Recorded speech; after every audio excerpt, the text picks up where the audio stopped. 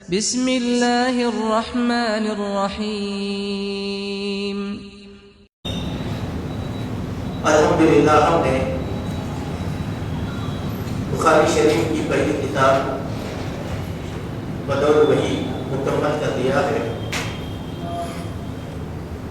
اور پچھلے ہفتے کتاب الایمان کا آغاز بھی کیا تھا، جس کی تمہید ہم نے آپ کو سمجھا دی تھی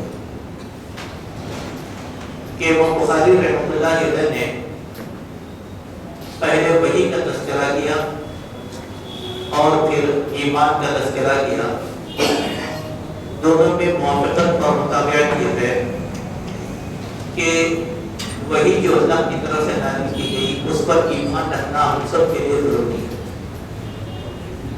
اب ایمان کیا ہے؟ ایمان کو ہم سمجھنے کی کوشش کریں گے۔ امام بخاری نے جو کتاب الایمان بیان فرمایا ہے اس کی ترتیب اس انداز میں کی کہ ان کے زمانے میں پیدا ہونے والے جو فتنے تھے، اسلام میں دراصل فتنوں کا آغاز پہلی صدی ہجری کے آخری حصے سے ہو گیا تھا۔ سب سے پہلے خوارج پیدا ہوئے، پھر دوسری صدی ہجری میں معتزلہ پیدا ہوئے، پھر معتزلہ کے اندر کم و بیش 14 شاخیں ہوئی، اور ایمان کے بارے میں ان لوگوں کے عقائد مختلف ہوتے، جس کی تھوڑی سی تفصیل ہم نے آپ کے سامنے رکھا۔ اسی لیے کتاب الایمان کی یہ ترتیب ہم کو بتلاتی ہے کہ ایمان کیا چیز ہے۔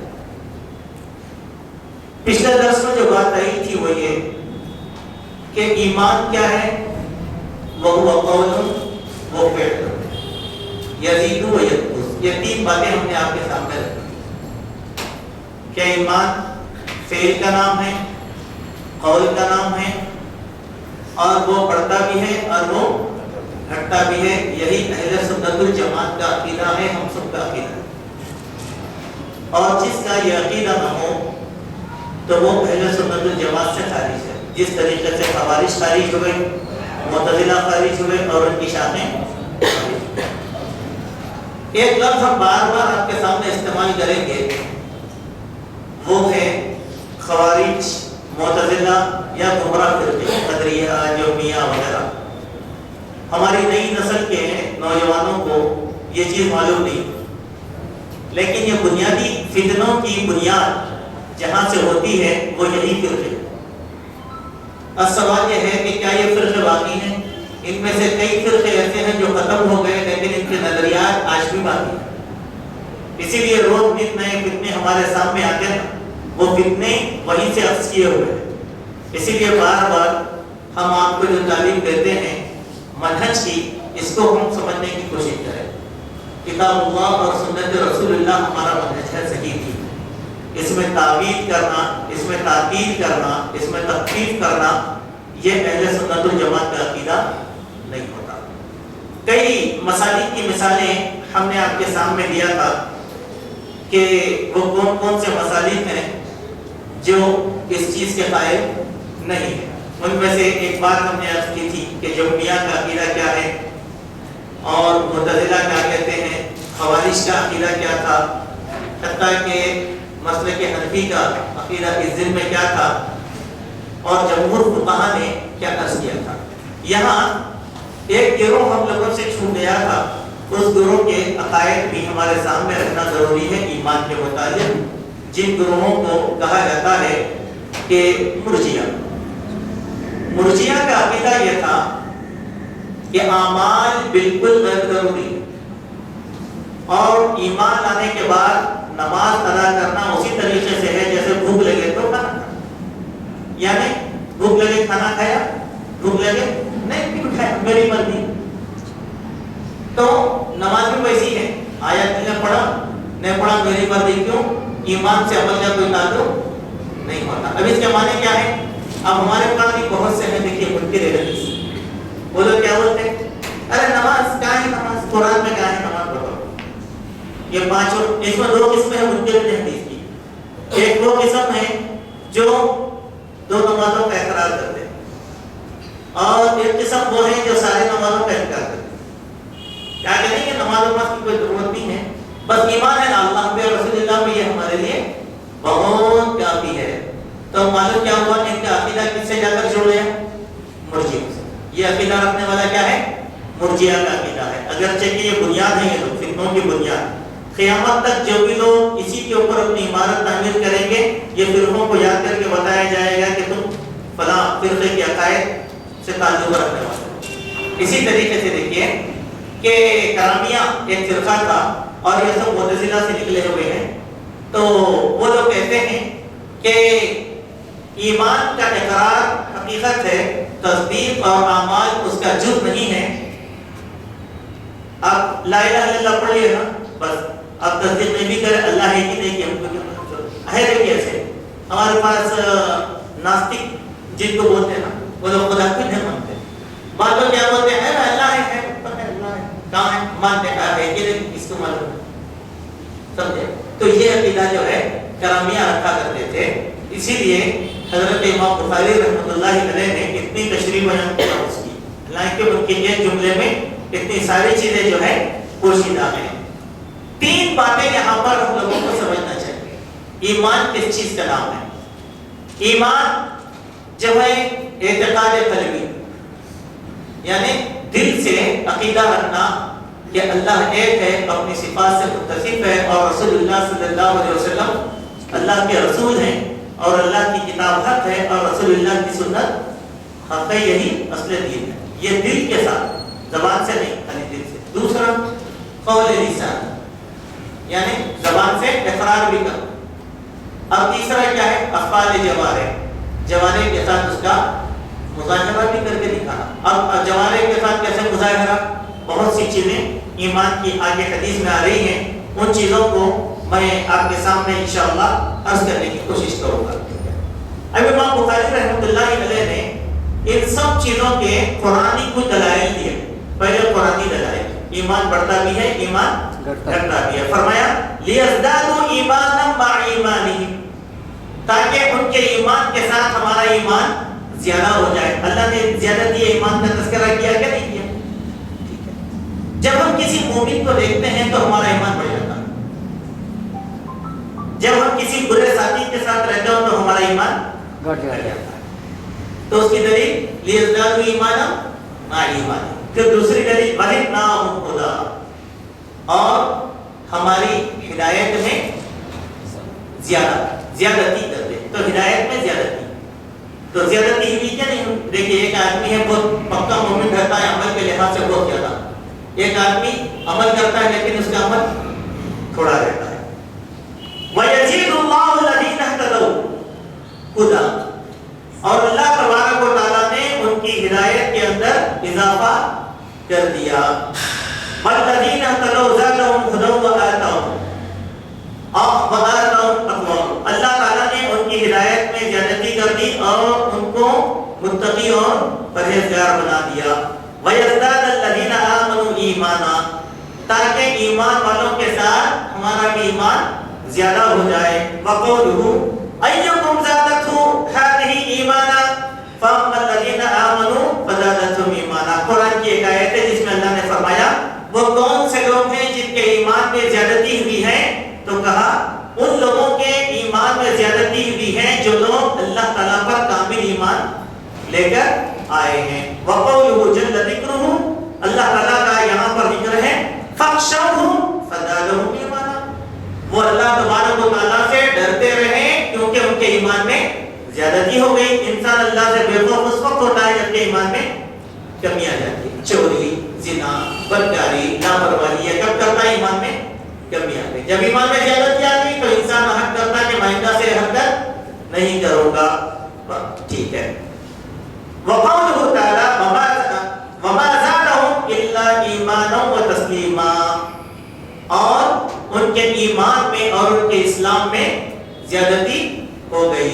چلیے ٹھیک ہے، یہاں تک پورے دلائل قرآنی آیتوں سے دیے تھے جس کو ہم نے بآسانی آپ کے سامنے سمجھا دیا، اور یہ بات الحمدللہ آپ کو بہت آسانی سے سمجھ میں ایمان ایک دم بڑھتا بھی ہے ایک دم. دیکھیں ابو بکر صدیق رضی اللہ عنہ شروع دین سے اللہ کے نبی کے ساتھ تھے.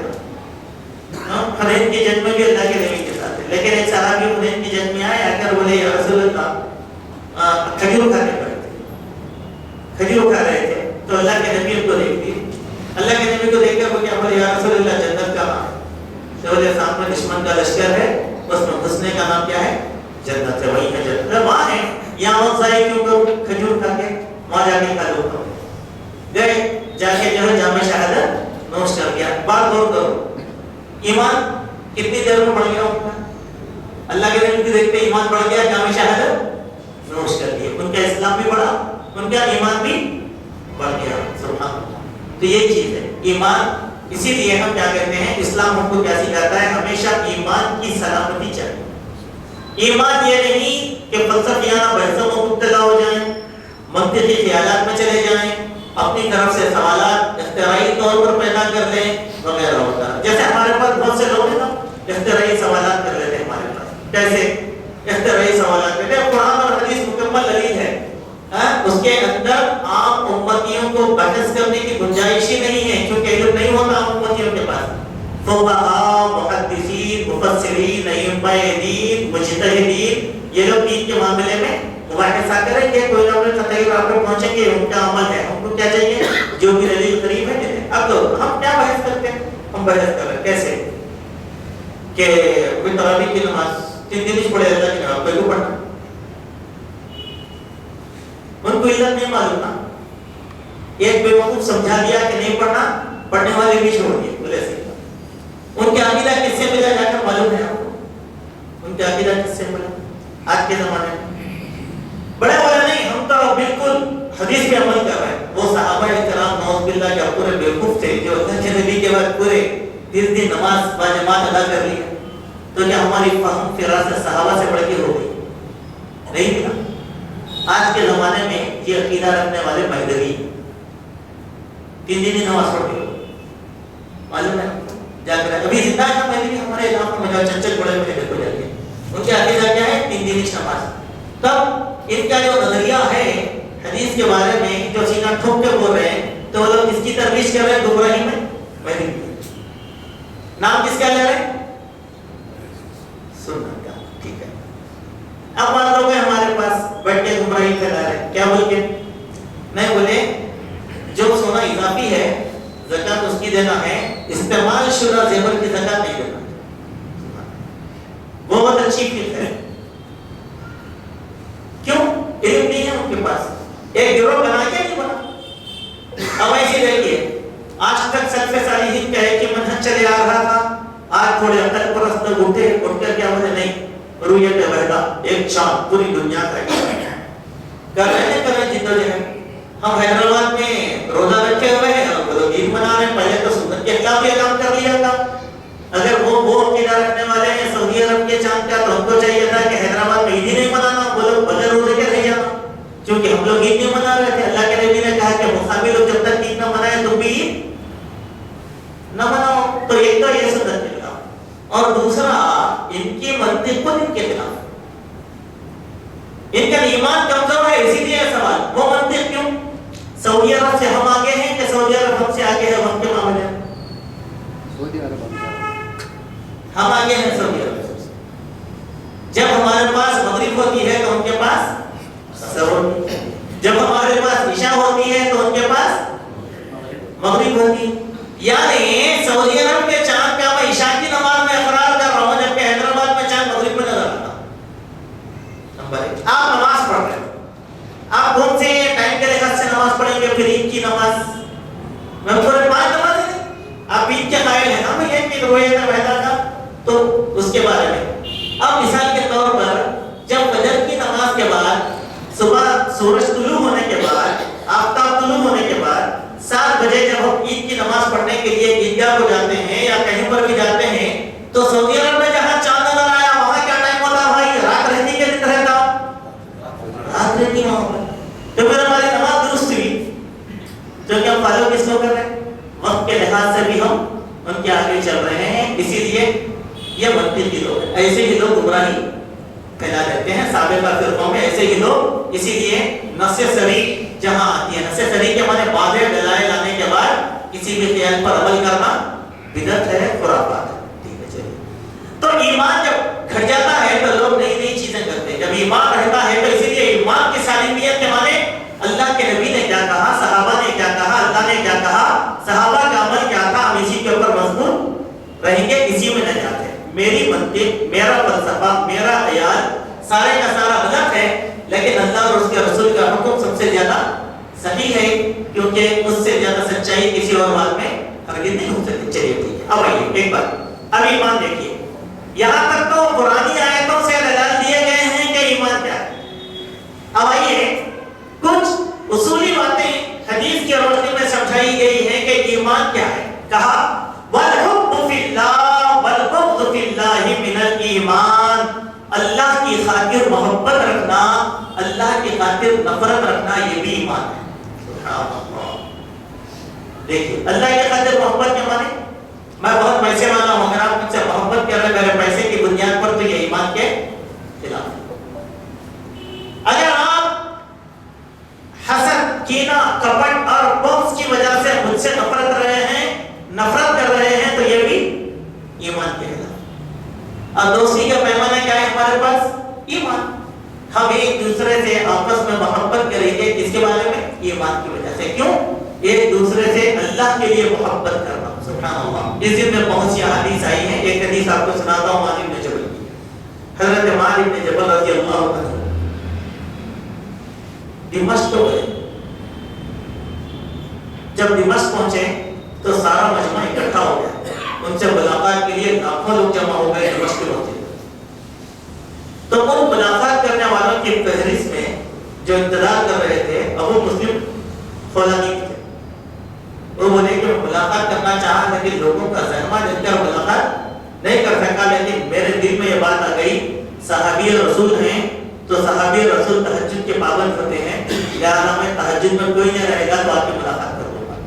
چلے گئے کر تہجد کے وقت میں آ گئے. حضرت معاذ چادر اوڑھ کر بیٹھے ہوئے تھے. ابو مسلم خولانی آئے، آ کر کیا کہا، اے معاذ اللہ کی قسم میں اللہ کی ذات کے لیے آپ سے محبت کرتا ہوں. سبحان اللہ. تو معاذ نے پوچھا کیا واقعی اللہ کے لیے کرتا ہوں؟ کہا کہ ہاں اللہ کی قسم میں آپ سے محبت اللہ کی رضامندی کے لیے کرتا ہوں. پھر پوچھا 3 مرتبہ پوچھے تو 3 مرتبہ ہی وہی جواب دیا. تو حضرت معاذ کیا بولے، آؤ آج میں تم کو اللہ کے نبی کی ایک حدیث سنا. بولے حدیث کیا ہے؟ معاذ بٹھا کے کیا کریں اپنی چادر میں ابو مسلم خولانی کو بھی لپیٹ کر بولے کہ میں نے اللہ کے نبی صلی اللہ علیہ وسلم سے فرماتے ہوئے سنا، جو کوئی بھی مسلمان دوسرے مسلمان سے اللہ کے لیے محبت کرتا ہے تو قیامت کے دن نور کے ممبروں پر فائز کیا جائے گا، جن کو دیکھ کر شہداء، صدیقین، صالحین اور انبیاء بھی رشک کریں گے اور پوچھیں گے کہ یہ کون لوگ ہیں جن کو اللہ نے یہ اونچا مقام عطا کیا. تو اللہ تعالیٰ فرمائے گا کہ یہ وہ لوگ ہیں جو میری ذات کے لیے، اللہ کی ذات کے لیے ایک دوسرے سے محبت. دیکھیے یہ محبت ہے. اب یہاں پر کئی باتوں سے ہٹ کر محبت کا ایک پیمانہ اخوت اسلامی ہے کہ نہیں ہے؟ کسی بھی مسلمان سے ہماری محبت اللہ کے لیے ہونی چاہیے. ذات کے لیے، شخصیات کے لیے، دولت کے لیے، کچھ لالچ کے لیے، کچھ حاصل کرنے کے لیے محبت کرنا یہ نفاق کی نشانی ہے. بے لوث محبت جس سے کہا جاتا ہے وہ ایمان کا حصہ. اسی لیے صحابہ سے ہم محبت کرتے ہیں. کیوں؟ بے لوث. وہ دین کی بنیاد ہے، وہ دین کی اساس ہے. اسی لیے اہل علم سے محبت کرنا، متقیوں سے محبت کرنا، یہ سب کیا ہے؟ ایمان کا حصہ. دیکھیے اب امام بخاری نے جو فقرہ بیان فرمایا ایمان کے تعلق سے، یہ اخوت اسلامی کو مضبوط کرتا ہے یا کمزور کرتا ہے؟ مضبوط کرتا ہے. انما المؤمنون اخوہ کا جو درس قرآن نے دیا وہ ایمان کی بنیاد پر. وہ تو محبت کی نشانی یہ ہے. نفرت اچھا بغض بھی کس بنیاد پر رکھیں؟ اللہ کے واسطے. اب یہاں پہ ایک بات، ایک آدمی غیر شرعی حرکتیں کر رہا ہے، اس کا اٹھنا بیٹھنا چلنا کاروبار ساری کی ساری چیزیں اسلام کے خلاف ہیں، تو کیا ہم ایسے آدمی سے دل سے محبت رکھیں گے؟ اگر ہم ایسے آدمی سے دل سے محبت رکھیں گے تو ہمارا بھی شمار کس میں ہوگا؟ یہ نفاق کی نشانی. ہم تعلقات رکھیں گے لیکن محبت اس کو بار بار بولیں گے بھائی تمہاری تجارت غلط, تمہارا اصول غلط, تمہاری زبان غلط, کیوں؟ یہ ایمان کا تقاضا ہے. تو دشمنی اور نفرت بھی کرنا, مثال کے طور پر ہمارے ایک بھائی ہیں, وہ کہتے ہیں, وہ پوچھیں اے کیا بات ہے آپ خرم بھائی سے کیوں نہیں مل رہے؟ تو وہ بولیں گے کہ نہیں بھائی ان کے پاس یہ کمزوریاں ہیں اسی لیے میں نہیں ملنا چاہ رہا ہوں. تو میری کمزوریاں اللہ کے واسطے آپ نے نہیں کہا, یا تو میری اصلاح کرنا یا تو میری عادتوں سے نفرت کرنا. سبحان اللہ. ٹھیک ہے, اب ایک آدمی بولے نہیں آپ تو قرآن بھائی سے محبت کرتے ہوئے کیا ہے کہ کیا دے رہے ہیں, کیا ہے کہ تمہارے آج کل ہے نا ہمارے پاس جو بھی جس سے محبت کرا ہو کیا مل رہی ہے, کیا ہے کہ کیا. تو آپ بولنا نہیں بھائی ہم ان سے حدیث کا علم سیکھ رہے ہیں, وہ علم دے رہے ہیں ہم لوگوں کو, ہم یار ہماری محبت ان کے ساتھ ہے, جس سے محبت نہیں ان کے حق میں دعا دیں گے کہ نہیں دیں گے, یہ محبت کی نشانی. چلیے ایک چھوٹی سی بات, جتنے ائمہ سلف گزرے ہیں جن کے نام ہم لیتے ہیں, ہم میں سے کوئی ان سے ملا لیکن ان کا نام لیا تو ہم کیا بولتے ہیں رحمت اللہ ہی. یہ کیوں بولتے؟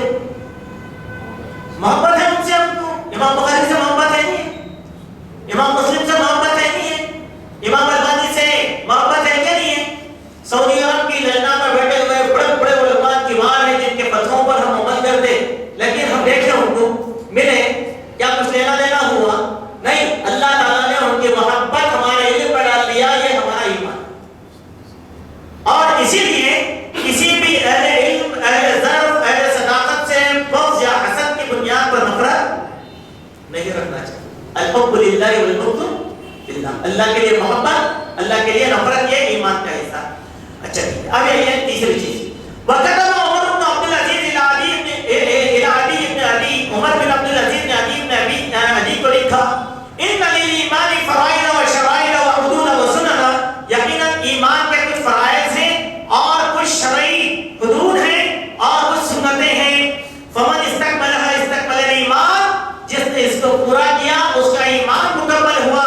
ومن لم یستکملها لم یستکمل الایمان, جس نے اس کو پورا نہیں کیا اس کا ایمان بھی پورا.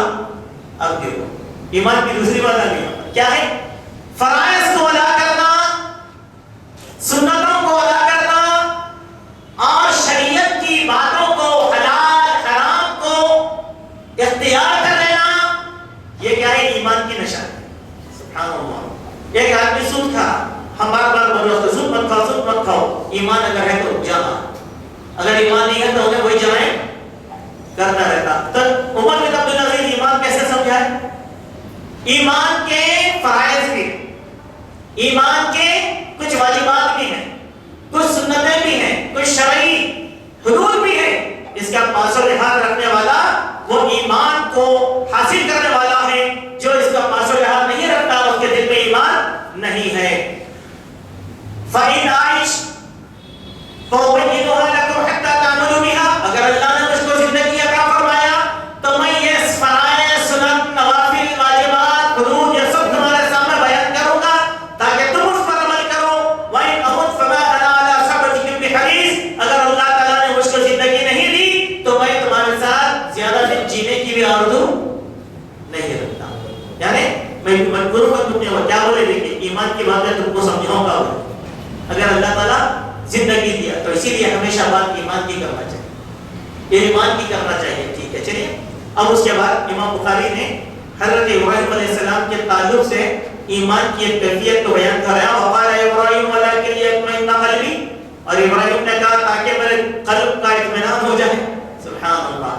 اس سے کیا دلیل کیا ہے امام بخاری نے کہ دیکھو اس کے پیچھے واقعہ مختصر کیا ہے کہ ابراہیم علیہ السلام اللہ تعالیٰ سے بولتے کہ اللہ تعالیٰ تو زندوں کو, مردوں کو کیسے زندہ کرتا ہے,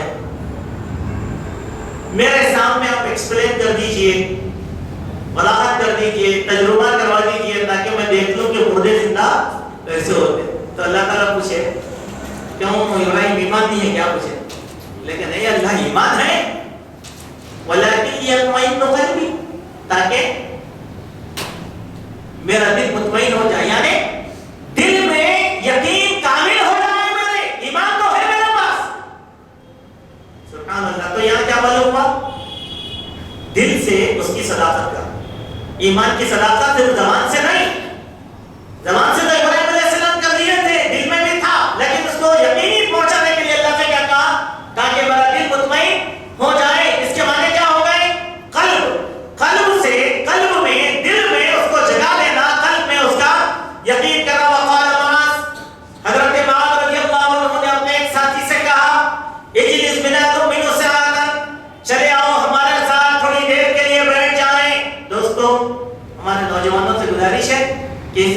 اچھی طریقے سے فکرے کو اچھی طریقے سے سنیے، کیونکہ ہمارے نوجوانوں کا ٹائم ہی نہیں، جب بھی ہم دین کی بات کرتے ہیں تو ہمارے نوجوانوں کا وقت نہیں ہے، یہ بہانہ رہتا، لیکن جب ہم دعوت کی بات کرتے ہیں، تعام کی بات، تو نوجوان سب سے پہلے ٹیبل پہ حاضر ہو جاتے ہیں۔ نہیں، حضرت معاذ نے اپنے ساتھیوں سے کہا ایک چیز بنا دو، کوئی سعادت، آؤ ہمارے ساتھ بیٹھو، تھوڑی دیر کے لیے ہم ایمان کی بات کریں۔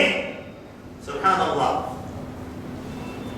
اب یہ روایت مختلف طریقے سے آئی کہ حضرت معاذ رضی اللہ عنہ نے اسد بن ہلال سے کہا، وہ کہتے ہیں کہ معاذ نے مجھ سے کہا کہ چلو تھوڑی دیر ہمارے ساتھ بیٹھو تاکہ ہم ایمان کی بات کریں گے۔ سبحان اللہ۔ تو معلوم کیا ہوا کہ مسلمان کا آپس میں بیٹھنا بھی ایمان کی نشانی۔ چلیے بیٹھیے، تھوڑی دیر بیٹھیے، کیوں بیٹھیں؟ ایمان کی بات کریں گے۔ اور ایمان کی بات کیا ہے؟ کچھ سیکھیں گے، کچھ سکھائیں گے، کچھ شکوک ہے تو اس کو رفع کریں گے۔ معلوم کیا ہوا؟ ایمان کی بات کرنے کے لیے مجلس کو رفع کرنا بھی ایمان کی نشانی۔ وقال معاذ، اس میں تربیت دی گئی، اس میں تربیت دی گئی کہ ایسی مجلس ہونی چاہیے جس میں ایمان کی بات کی جائے۔ وقال ابن مسعود الیقین ایمان کلہ، ابن مسعود عبداللہ ابن مسعود رضی اللہ عنہ بیان فرماتے ہیں کہ ایمان کیا ہے؟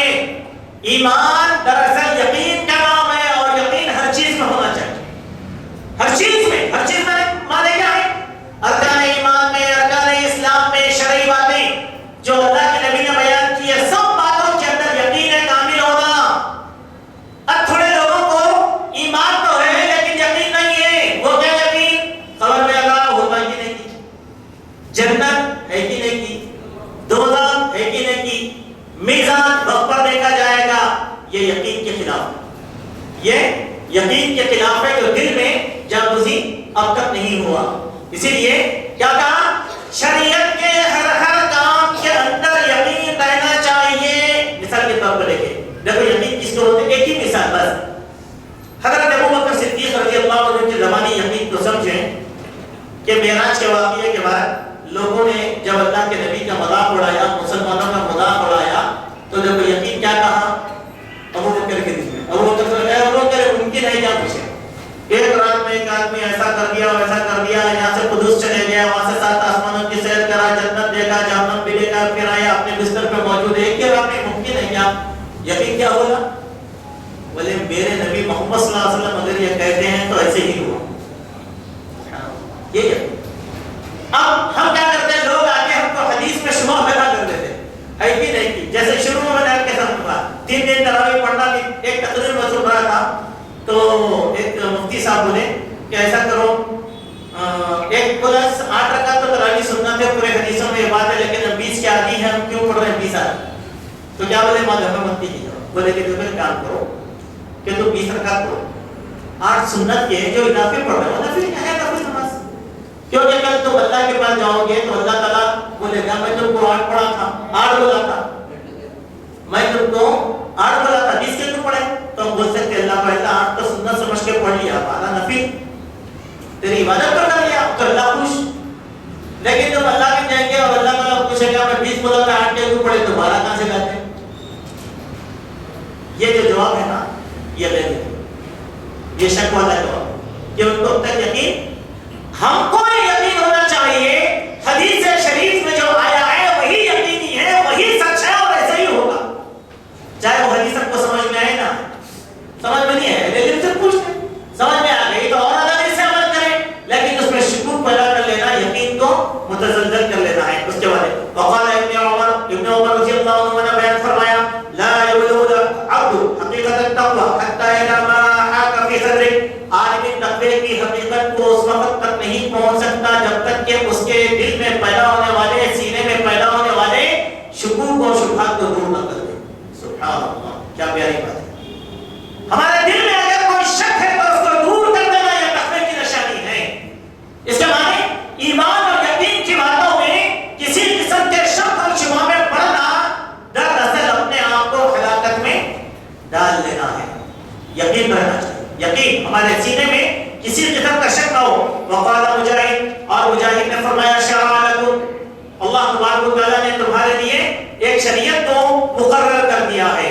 یہ پوری تفصیلی آیت کو امام بخاری رحمۃ اللہ علیہ نے بیان فرمایا، شرع لکم من الدین ما وصى به نوحا اوحینا، ہم نے تمہارے لیے طریقے کو مقرر کر دیا دین کے طور پر جس کی وصیت نوح نے کی تھی. اس کے معنی کیا ہے؟ تمام انبیاء ایک آپس میں ایک خاندان ہے اور ان کا دین ایک ہی. کسی بھی نبی کا دین الگ الگ نہیں تھا. سارے نبیوں نے ایک ہی دعوت دی. کیا کہ اعبدوا اللہ ما لکم من الہ غیرہ، اللہ کی عبادت کرو. حضرت نوح علیہ السلام سے لے کر محمد رسول اللہ صلی اللہ علیہ وسلم تک تمام نبیوں کی ایک ہی دعوت تھی. ٹھیک ہے. اس کے ذریعے سے جو بات ہم کو بتائی جا رہی ہے کہ دین کے بارے میں تمام انبیاء کا اصول کیا رہا؟ اتحاد، اختلاف نہیں رہا. اختلاف نہیں رہا، اتحاد. اسی لیے ہم مسلمانوں کا بھی عقیدہ کیا ہے؟ یہودیت دین تھا، عیسائیت دین تھا، امت محمدیہ دین ہے. اب اللہ تعالیٰ نے ان کو کیا کہا؟ چلو تمہارا دین کینسل ہو گیا، اب یہ مان لو. تو لوگوں کو بڑا تذبذب ہو گیا اور وہ لوگ نفرت کے لیے جو ہے نکل کر آ گئے. اوصیناک یا محمد وإیاه دینا واحدا، اسی دین کی وصیت محمد صلی اللہ علیہ وسلم کو کی گئی کہ اے محمد ہم نے تم کو ایک ہی دین عطا فرمایا ہے. وقال ابن عباس شرعا ومنهاجا سبیلا وسنہ، حضرت ابن عباس نے کہا کہ دین جو ایمان ہے وہی ایک طریقہ ہے، وہی ایک راستہ ہے، وہی اس کی سنتیں ہیں. اسی کو مان لینا کیا ہے؟ دین ہے. سبحان اللہ. تو میرے بھائیوں، کتاب الایمان کے آغاز میں جو باتیں آپ کے سامنے بتائی گئی باب میں، اس کو ہم نے تفصیل سے آپ کے سامنے رکھ دیا ہے اتنے حساب سے کہ ہم سب کو یہ بات آسانی سے سمجھ میں آ گئی اور انشاءاللہ یہ بات آپ لوگوں کو سمجھ میں آ گئی ہوگی. ٹھیک ہے. اب آئیں، اب باب شروع ہوتا ہے. اب باب یہ شروع ہو رہا ہے کہ اب ایمان ہے کیا؟ اب ایمان کی حقیقت تو بیان کر دیا نا. اب ایمان کی باتیں کیا کیا اس کے بارے میں باب دعاؤکم ایمانکم، تمہاری دعائیں کرنا یہ تمہارا ایمان ہے. سبحان اللہ. جو دعا کرتے ہیں نا اللہ تعالیٰ سے، چاہے نماز کے بعد ہو، چاہے جو ہے غائب میں ہو، چاہے حاضر میں ہو، چاہے تنہائی میں ہو، چاہے اکیلے بیٹھ کے کریں، چاہے ہم کسی اجتماع میں بیٹھ کر اجتماعی دعا کرنے وغیرہ وغیرہ، جو بھی دعائیں کرتے ہیں وہ کیوں کرتے ہیں؟ ایمان. کیا ہے ایمان؟ دعائیں تقدیروں کو بدل دیتی ہے. دعائیں عبادتوں کا وقت ہے. دعا مومن کا ہتھیار ہے. اسی لیے ہم کیا کر رہے ہیں؟ اللہ سے دعا کر رہے ہیں. اسی لیے صرف دعا کو دعا نہ سمجھیں بلکہ یہ دعا ایمان. اب دعاؤکم ایمانکم، اب یہ بات امام بخاری کیوں لے کر آئے جبکہ اس کے بعد جو دعاؤکم ایمانکم بولے اس کے بارے میں حدیثی ذکر نہیں، بلکہ اس ذکر میں ایک آیت ذکر کی گئی، قل ما یعبأ بکم ربی لولا دعاؤکم. اے پیغمبر آپ کہہ دیجئے کہ تمہاری دعا ہی تھی تو تمہارا رب مطلق تمہاری پرواہ کیا اور لوگوں سے بے پرواہ کر دیا. دعا حکم تمہاری دعا. انبیاء کا طریقہ تھا کہ انبیاء بددعا نہیں دیتے تھے، اپنے قوموں کے حق میں دعا دیتے تھے. تو اللہ تعالیٰ انبیاء کی حفاظت کیا. بعض مقامات پر انبیاء نے آخری حد میں بددعا کر لی تو اللہ نے قبول کر لیا. دیکھیے اس سے کیا سمجھا ہے کہ دعا کا جو معاملہ ہے وہ کیسے ہے. ہمیں کا ایک آدمی ہے بہت دیر تک بیٹھ کر ہی دعائیں کرتے رہتا. ایک آدمی ہے چھوٹی چھوٹی دعائیں کرتا، چھوٹی دعا کرنا چلا گیا. تو اس کے معنی کیا ہے؟ دعا کا لمبا کرنا اور دعا کا چھوٹا کرنا یہ بھی ایمان میں بڑھنے اور گھٹنے کی نشانی. سمجھ گئے بات؟ چلیے یہاں ایک اصلاح کی بات میں آپ کے سامنے کر دیتا ہوں. وَمَا دعائیں فی اللغت، دعا کہ عربی لغت میں کہ دعا کے معنی ہیں ایمان کے. عربی لغت میں دعا کے معنی کیا ہے؟ ایمان کے. لہذا دعا کرنا. یہاں ایک بات کی اصلاح کر کے ہم آگے بڑھ جائیں گے. وہ کیا ہے کہ ہم لوگوں کو اصلاح کرنا چاہیے. بعض ہمارے احناف بھائی ہیں نا، وہ لوگ حقیقت کو موڑنے کے لیے ہم لوگوں کو اعتراض کرتے ہیں اور یہ بہت بڑی غلطی ہم لوگوں کی بھی ہے. وہ کیا ہے؟ فرض نماز پڑھنے کے بعد ہم لوگ اپنی صف کے اندر جم کے بیٹھ جائیں. جو جگہ پہ پڑھے نا وہ جگہ پڑھ جانا. اگر ادھر شرعی ہے، پیر درد وغیرہ ہے تو تصفیق کرنا. تسبیح سے فارغ ہونے کے بعد اپنے حق میں جو دعا کرنا ہے کرنا. تو وہ لوگوں کا اعتراض کیا ہے کہ بھائی تم تو ہماری دعا پہ اعتراض کر رہے ہیں جبکہ ہم عمل کر رہے ہیں. امام دعا کر رہا ہم بھی کر لے رہے ہیں, لیکن جو ہے تم ہمارے اوپر اعتراض کرتے رہے. تمہاری مسجدوں میں ہم دیکھتے کہ اہل حدیث سرکار سنت پڑھے بغیر چلے جاتے, ذکر نہیں کرتے, دعا نہیں کرتے. یہ بے جا اعتراض ہے اور ہم بھی ایسے اعتراض کا موقع نہیں دے رہے. اللہ کے پاس اللہ ذرا فرصت سے بیٹھو. میں بعض لوگوں کو دیکھا مسجد میں کانٹوں پہ بیٹھتے ہو اور مسجد کے باہر گھنٹوں کھڑے ہو کے فلسفے کی مسجد کی باتیں کرتے. کیوں؟ مسجد میں کانٹے لگے تھے. اتنی بے چینی کے ساتھ سلام پھیرتے اٹھ کے نکل گئے. کیوں بھائی اتنی بے چینی کیوں؟ چار چار سجدے کر لینے, 4 رکعت نماز پڑھ لینے سے حق ادا ہو گیا سمجھے. تسبیح کون پڑھا؟ تسبیحات بھی ہے نا, کون پڑھے گا؟ بات کے اذکار ہے وہ کون کرے گا؟ پھر اگر وہ نہیں کرے گا تو نماز میں کیوں آیا؟ پھر اتنے سارے فتنوں میں مبتلا ہو کے اللہ کے گھر کو آئے, 5 منٹ اپنے حق میں دعا تو کر دو نا. مغفرت کی اتنی بھی فرصت نہیں ہمارے کو. اتنا کر کے چلے آؤ. سنت گھر میں پڑھو, کوئی حرج کی بات نہیں ہے. دکان میں پڑھو, کوئی حرج کی بات نہیں ہے. مسجد میں کوشش کر دو کہ یہیں پر ختم ہو جائے, چونکہ شیطان باہر جانے کے بعد ایمان کو کم کر دیتا. لیکن یہ ایک اعتراض ہے. اسی لیے میرے بھائی آپ اپنی ذاتی طور پر جو بھی دعائیں, ہمارے پاس اجتماعی دعا نماز کے بعد کی بدعت ہے, کیونکہ کوئی عمل اللہ کے نبی سے ایسا ثابت نہیں ہے, اس لیے ہمارے امام اجتماعی دعا نہیں کرتے. لیکن اذکار جو ہے, اذکار وغیرہ وہ تو اطمینان کے ساتھ اپنی جگہ پر بیٹھ کر کرنا چاہیے. جب تک آدمی اپنی جگہ پر بیٹھ کر کرے گا اس وقت تک وہ عبادت گزاروں میں شمار کیا جائے گا. ٹھیک ہے, تو دعا جو ہے ایمان کا حصہ ہے. ہر اللہ کے پیارے حبیب جناب محمد رسول اللہ صلی اللہ علیہ وسلم پر ہم قربان جائیں. آپ صلی اللہ علیہ وسلم نے زندگی کے کسی بھی عمل میں ہم کو دعائیں نہ سکھائی ہیں, ایسی کوئی بات نہیں. ہر وقت دعائیں سکھائے. گھر میں داخل ہوتے وقت دعا, گھر سے باہر آتے وقت دعا, بیت الخلا میں جاتے وقت دعا, بیت الخلا سے باہر نکلتے وقت دعا, پانی پینے سے پہلے دعا, پانی پینے کے بعد دعا, دودھ پیتے وقت کی دعا, کھانا کھانے سے پہلے کی دعا, کھانا کھانے کے بعد کی دعا, سارے مسلمانوں سے ملاقات کرنے کی دعا, ایک مسلمان دوسرے مسلمان سے ملے سلام علیکم کے علاوہ کچھ دعائیں. سبحان اللہ, نیا پھل لے کے دعا, مرغا باندھ دے دیا دعا, اذان ہوئی دعا. کتنا ہمارا دین پیارا ہے, دیکھیے ہر چیز کے لیے دعا ہی دعا, دعا ہی دعا, دعا ہی دعا. سبحان اللہ. کیوں؟ یہ ایمان اور یہ عبادت ہے, یہ عبادت ہے. اسی لیے امام بخاری نے اس کے ذریعے سے 2 باتیں سمجھائی. ایمان میں دعا بھی داخل ہے اور دعا میں کمی اور بیشی ہوتی ہے, اسی لیے ایمان بڑھتا بھی ہے, ایمان گھٹتا بھی ہے. ٹھیک ہے, اس کے بعد کی حدیث دیکھیں, بڑی پیاری حدیث آئی. اور ابن عمر, ایک لطیفہ مجھے یاد آیا, میں آپ کو لطیفہ بھی سنا دیتا ہوں, بڑا پیارا لطیفہ ہے. وہ کیا ہے مطلب کہ ایک مرتبہ جو ہے ایک کشتی میں, بنگال کے سفر میں ایک کشتی میں سوار ہو کے کچھ مسلم قائدین اور کچھ غیر مسلم قائدین جاتے.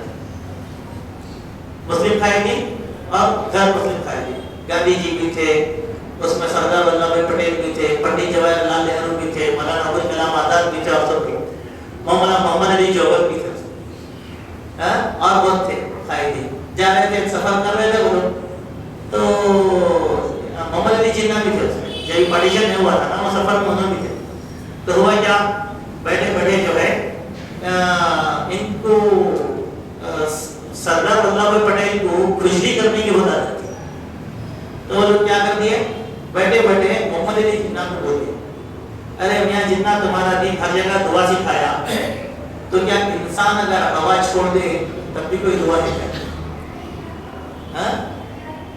طنز کرتے مولانا آزاد کرے, ارے جناح کا وہ دعا یاد نہیں ہے کہ آپ کو؟ بولے کیا ہے؟ بولے دونوں اٹھائے, اٹھا کر دونوں ہاتھ اٹھائے, اٹھا کر بولے جے ہند بولو.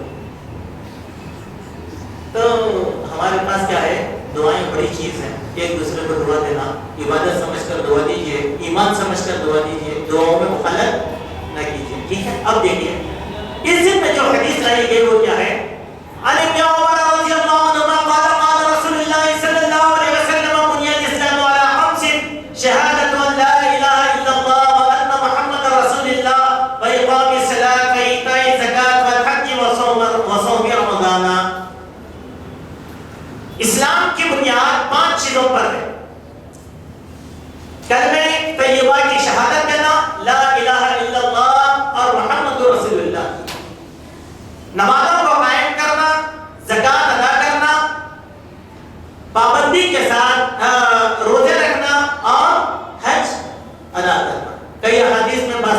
کے اندر آگے پیچھے بھی بیان کیا گیا. اس کو ہم کہتے ہیں کہ ارکان اسلام 5 ہے: توحید، نماز، روزہ، زکات، حج. اور توحید میں 2 باتیں آ گئی: اللہ پر ایمان، رسول اللہ پر ایمان. اس طریقے سے یہ 5 باتیں. اس 5 باتوں کا نام کیا ہے؟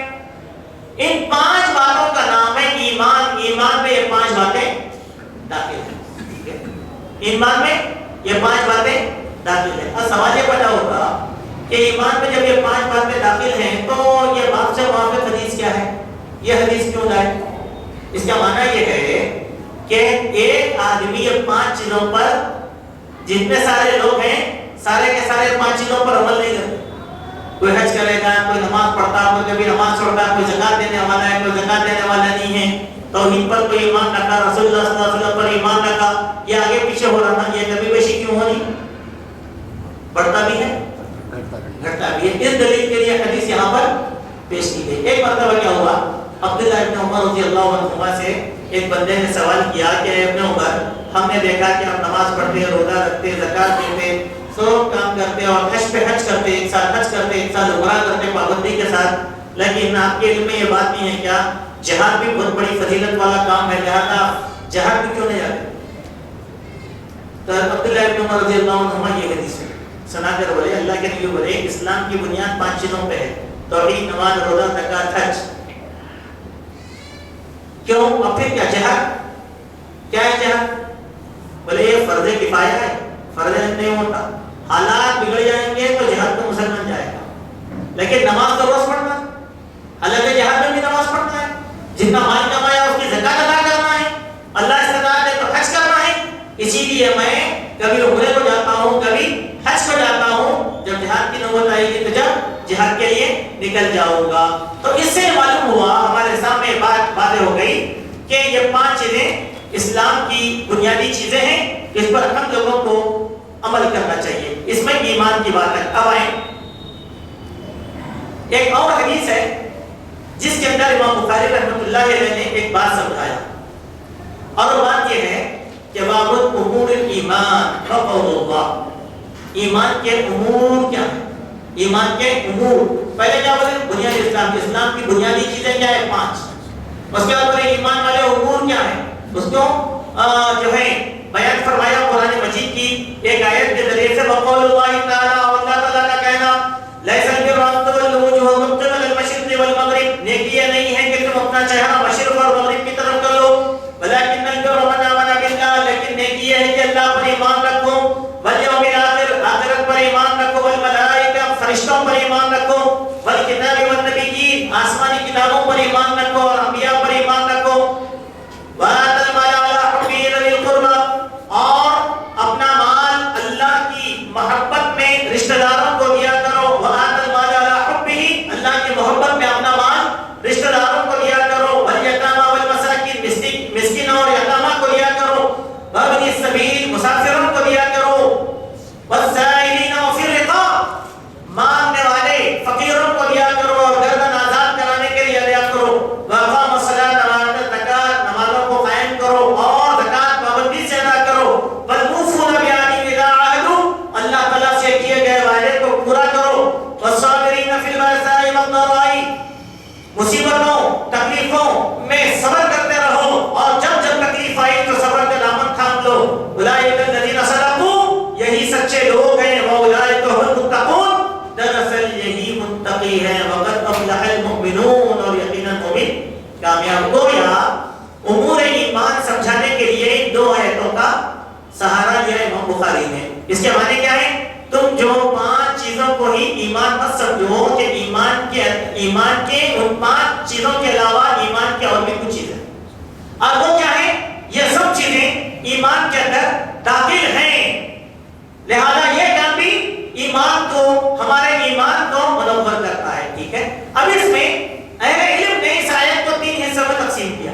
بڑی پیاری تقسیم ہے. دیکھیے وہ کیا ہے تقسیم، کہ اس میں سب سے پہلے کہ انسان کے عقائد صحیح ہونی چاہیے. پہلی بات دلیل کیا ہے؟ من آمن باللہ، وہ جو آیت کے حصہ بیان کیا گیا اللہ پر ایمان. تو ہمارے کسی بھی عمل کے لیے ضروری ہے کہ ہمارا عقیدہ سیدھا ہونا چاہیے، جو کہ ہر چیز عقیدے پر دارومدار کرتی ہے، اللہ تعالیٰ قبول کرے گا یا رد کرے گا. اگر عقیدہ بگڑا ہوا ہے، لاکھ کام کریں تو اللہ تعالیٰ قبول نہیں فرمائے گا، اس لیے کہ عقیدہ بنیادی طور پر غلط ہے.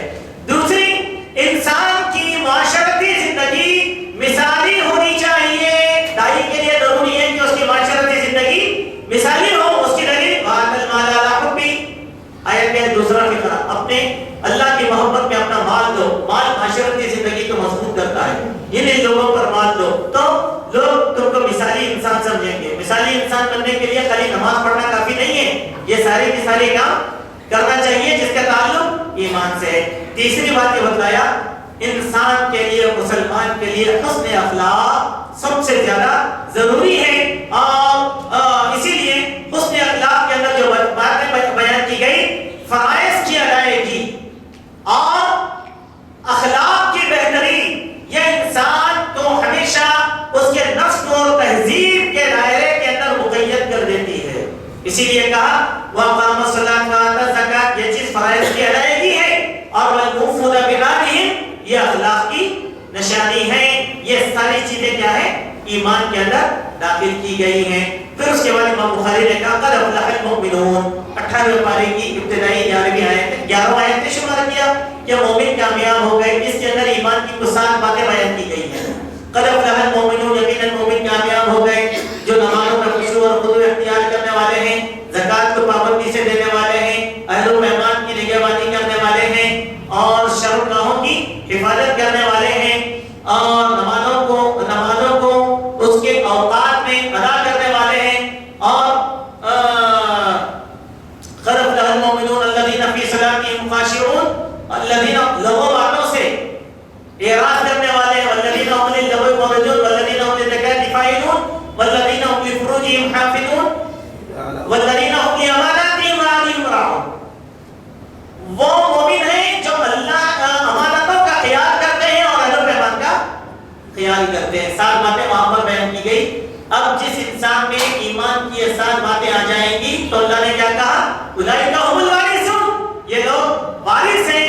الذین یرثون الفردوس هم فیہا خالدون، جنت الفردوس یقیناً اللہ کو عطا کرے گا. کیوں؟ ایمان کی باتیں. اس کے معنی کیا ہے؟ تم یہ نہ سمجھو کہ ایمان خالی 5 چیزوں کا نام ہے. زبان سے کہہ بھی دیا لا الہ تو کیا حاصل؟ دل و نگاہ مسلمان نہیں تو کچھ بھی نہیں. تو صرف لا الہ الا اللہ محمد رسول اللہ، لیکن اعمال میں، معاشرتی زندگی میں صفر ہے تو ہمارا ایمان مکمل نہیں ہے. ٹھیک ہے.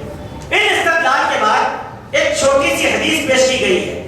اگر اس حدیث کو ہم سمجھ جائیں گے تو ساری چیزیں سمجھ میں آ جائیں گی. دراصل یہ آیتوں کے استدلال کے ذریعے سے باقی فرقوں کا انہوں نے جواب دیا جو عمل کو ایمان کا حصہ نہیں سمجھتے. عمل ایمان کا حصہ ہے، عمل کے بغیر ایمان مکمل نہیں ہوتا. حدیث کیا ہے؟ عن ابی ہریرہ رضی اللہ عنہ عن النبی صلی اللہ علیہ وسلم قال الایمان بضع وستون شعبہ والحیاء شعبۃ من الایمان. اللہ حضرت ابو ہریرہ رضی اللہ عنہ اللہ کے نبی صلی اللہ علیہ وسلم سے بیان فرماتے ہیں الایمان بضع وستون شعبہ، ایمان کی 60 سے کچھ زیادہ شاخیں ہیں. والحیاء شعبۃ من الایمان، اور حیا بھی ایمان کا حصہ ہے. یہاں 2 باتیں سمجھ لیں. دیکھو پہلے چھوٹی چھوٹی باتیں آ گئی. پہلے کیا آئی؟ بنیاد اسلام والعقائد، اسلام کی بنیاد 5 چیزوں پر. اس کے بعد ایک آیت کے اندر کچھ تفصیلی باتیں آ گئی. اس کے بعد دوسری آیتوں کے اندر اور 7 باتیں آ گئی. سمجھ گئے؟ اب اس کے بعد اللہ کے نبی نے کیا فرمایا حدیث کے اندر؟ ایمان کی 60 سے کچھ زیادہ شاخیں ہیں. 60 سے زیادہ شاخوں کا معنی کیا ہے؟ بضع کا لفظ استعمال ہوتا 9 کی گنتی تک، 9 کی گنتی تک. تو اللہ کے ہر 10 کے بعد بضع کا لفظ اگر استعمال ہو گیا تو اس کا شمار 9 تک ہوگا. جیسے بضع عشر اگر آپ بولیں اس کے معنی 19 بھی ہو سکتے، 18 بھی ہو سکتے، 17 بھی ہو سکتے، 15 بھی ہو سکتے. بضع کا لفظ گنتی میں 9 تک استعمال ہوگا. تو یہاں کیا کہا؟ ستو بضع و ستون کہا کہ 60 سے کچھ اونچی شاخیں کس کی؟ ایمان کی. سبحان اللہ. اب اس کے معنی کیا ہے؟ فرائض میں، سنن میں، واجبات میں، معاشرت میں جتنی باتیں اللہ کے نبی نے بتلائی اس کا شمار کرنا. امام بیہقی رحمہ اللہ نے شعب الایمان کے نام سے یہ پوری شاخوں کو جمع فرماتی ہے. اس لیے شعب الایمان امام بیہقی کی جمع کی ہوئی ایک کتاب ہے جو ایمان کی شاخوں کو بیان فرماتی ہے. پھر فرمایا والحیاء شعبۃ من الایمان، حیا بھی ایمان کا حصہ ہے. اب یہاں پر ابن حجر اسقلانی رحمۃ اللہ اس کتاب میں پوری تفصیل دیے ہیں. پیچھے وقت نہیں ہے کہ ہم ان چیزوں کو آپ کے سامنے مکمل طور پر رکھیں کہ انہوں نے کیا کیا 69 کی ایک گنتی مکمل کر دی. کیسے؟ اللہ کے نبی صلی اللہ علیہ وسلم نے جو 60 سے اونچی شاخیں بیان فرمایا اس میں اعمال قلب 24، اعمال لسان 7 اور اعمال بدن 38. اس طریقے سے ایک کم 70 شاخیں ایمان کی انہوں نے شمار کیا. اس میں کیا کیا ہو سکتا اس کی تفصیل بھی یہاں پر بیان کیا، جس کو ہم بار بار علماء کرام کی زبانی سنتے رہتے ہیں. ٹھیک ہے. اس کے بعد الحیاء شعبۃ من الایمان. حیا کیا ہے؟ میں سمجھتا ہوں شرم کے لیے حیا سے بڑا لفظ دین میں استعمال نہیں کیا گیا. حیا میں زبان بھی داخل ہے، حیا میں لباس بھی داخل ہے، حیا میں گفتگو بھی شامل ہے، حیا میں بہت سی چیزیں شامل کی گئی ہیں. اسی لیے جس کے پاس حیا نہیں ہے اس کے پاس دین بھی نہیں ہے. ہمارے دین میں حیا، لیکن آہستہ آہستہ ہمارا سماج بے حیائی کی طرف جا رہا ہے، بد اخلاقی اور انارکی کی طرف جا رہا ہے. چاہے وہ گفتگو میں رہیں، چاہے وہ لباس کے پہننے اوڑھنے میں رہیں، ہر طریقے سے مسلمان کو چاہیے کہ وہ حیا کا دامن تھام لے. عموماً ہماری خواتین بھی آئی ہیں، وہ اس بات کو سمجھنے کی کوشش کریں کہ لباس ایسا پہنیں جو اسلام میں ہے، لباس ایسا نہ پہنے جو فیشن میں ہے. سارے سر کو ڈھانکنے والا لباس پہنے، برقع ایسا پہنے جو تادو سے کلبے تک چھپانے والا ہو. یہی چیز مردوں کے لیے بھی ہے، خالی عورتوں کے لیے نہیں ہے. عورتوں کے لیے جس طریقے سے اعضائے بدن ظاہر کرنا حرام ہے، مرد کے لیے بھی اعضائے بدن کا ظاہر کرنا جائز نہیں. مرد کو بھی اپنے حیا کا اور سطح کا خیال کرنا چاہیے. ایک آدمی خوب گالی گلوچ کرتا ہے تو یہ بے حیائی ہے، یہ بے حیائی ہے. ایک آدمی زبان کی غلطیوں کو استعمال کرتا ہے تو یہ حیا کے مطلق طور پر خلاف ہے. ایک صحابی رسول اپنے بھائی کو سمجھا رہے تھے، حیا کا درد دے رہے تھے، وہ سمجھنے کا نام دے رہا تھا. اللہ کے نبی کا گزر ہوا، بولے کہ اس کے حال پہ چھوڑ دو، اس کے حال پر اس کو چھوڑ دو. جس کے پاس حیا نہیں ہے اس کے پاس ایمان نہیں ہے. اس کے بعد اللہ کے نبی صلی اللہ علیہ وسلم فرمایا کہ اگر تم نے حیا کی چادر کو اتار دیا تو جو چاہے وہ کر لے، تم کو روکنے والا. ایک چھوٹی سی مثال دیتا ہوں. تو آخری بات جو ہمارا یعنی کہ حدیث تو ختم ہو گئی، نہیں سمجھنے کے لیے آخری مثال دیکھیے. جانوروں میں حیا کا خیال رکھتا. آج ہم آئیڈیل کس کو بنتے ہیں؟ جانداروں کی صفت اختیار کرنے والے انسانوں کو ہم اپنا آئیڈیل بنائے ہوتے ہیں. ہم لباس کس کی طرح پہنتے ہیں؟ فلم اسٹاروں کی طرح. کیا فلم اسٹاروں میں حیا ہوتی؟ حیا نام تو ہے. باپ اپنی اولاد کو بدکاری، زناکاری، شراب خوری سکھا تو کیا حیا ہے؟ اب ہم لاکھ بول رہے ہیں نہیں بھائی انہیں مسلمان ہیں بول کے ایسا کر رہے ہیں، تو انہیں مسلمان ہی کیا تو اس کے پیچھے پڑ رہے کیوں؟ دیکھو فلمی دنیا میں کام کرنے والا کوئی بھی آدمی نام مسلمان کا رکھ لیا لیکن مسلمان نہیں ہوتا. کیا انہیں آئیڈیا نہیں بنتا ہمارے واسطے؟ لیکن ہمارے نوجوان بن رہے کیوں؟ ہمارے خواتین بن رہی کیا نہیں بن رہے؟ ان کی مثال تو جانوروں کی. جانور جس طریقے سے بے حیا رہتے ہیں یہ بھی اسی طرح کے بے حیا ہیں جو ہمارے ایمان پر ڈاکہ ڈالنا چاہتے ہیں. اگر ہم مومن ہیں تو ہم کو ان کی مخالفت میں چلنا ہے. اسی لیے ایک شاعر نے کہا تھا زیست کی آگ میں جلنا سیکھو، موت کی گود میں پلنا سیکھو، نہ دیکھو ہواؤں کے رخ ہواؤں کا بدلنا سیکھو. یہ ایمان. اب ہم لوگوں کا ایمان الٹا، چلو تم ادھر کو ہوا ہو جدھر. ایمان کا سکھانا الٹا چلنا، طوفان کے خلاف چلنا. سمجھے؟ طوفان کی موافقت میں نہیں چلنا، طوفان کے خلاف چلنا. یہ ہمارا ایمان سکھاتا ہے. اسی لیے میرے بھائی الحیاء من الایمان، حیا ایمان کا حصہ ہے. ہم فلم اسٹاروں کی پیروی نہ کریں. ہمارے ہیرو جناب محمد رسول اللہ صلی اللہ علیہ وسلم ہیں. ہمارے ہیرو صحابہ کرام رضوان اللہ علیہم اجمعین ہیں. ہم ان کا لباس پہنیں، ان کی عادتوں کو اختیار کریں. ہماری مشکل کیا ہے؟ ہمارے نوجوان صحابہ کو پڑھتے نہیں، اسی لیے ان کو صحابہ کو ہیرو بھی نہیں سمجھتے. آپ صحابہ کی سیرت پڑھیں تو آپ کو معلوم ہوگا صحابہ ہی بہت فیشنیبل تھے.